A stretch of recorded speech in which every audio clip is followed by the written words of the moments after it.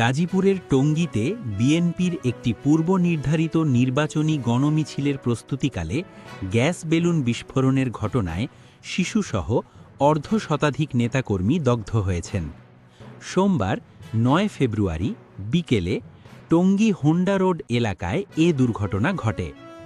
প্রত্যক্ষদর্শীরা জানান, গাজীপুর ২ আসনের বিএনপি মনোনীত ধানের শীষ প্রতীকের প্রার্থী এম মঞ্জুরুল করিম রনির নির্বাচনী মনোমিছিলে অংশ নিতে টঙ্গী বাজার বাটাগেট এলাকায় নেতাকর্মীরা জড়ো হন।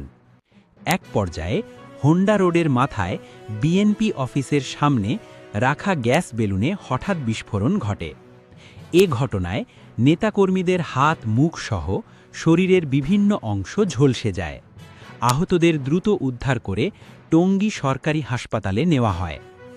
দগ্ধদের মধ্যে রয়েছেন অনিক ২৭, হাসু ৩৮, হাসনাত ১৮, হাসনাত ২২, আকাশ ২৮, রমজান ১৮, রাফি ১২, বিজয় ১৬, তাসিন ১৮, সিয়াম ১৬, মিনহাজ ১৭, নুরু ১৮, শাওন ২০, ইমাম ১৪, নির্জন ২২, মারুফ ২২, রাব্বি ১৩ সহ আরও অনেকে।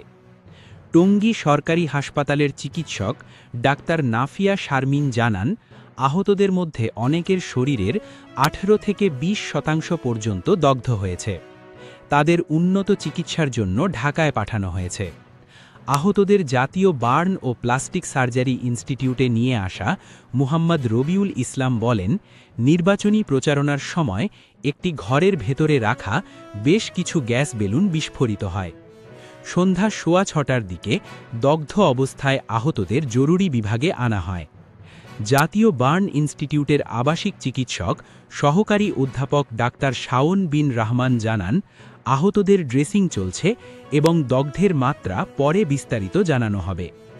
এদিকে টঙ্গী পূর্ব থানার ভারপ্রাপ্ত কর্মকর্তা ওসি মেহেদী হাসান বলেন, খবর পেয়ে পুলিশ ঘটনাস্থলে পৌঁছেছে এবং বিস্ফোরণের কারণ তদন্ত করা হচ্ছে।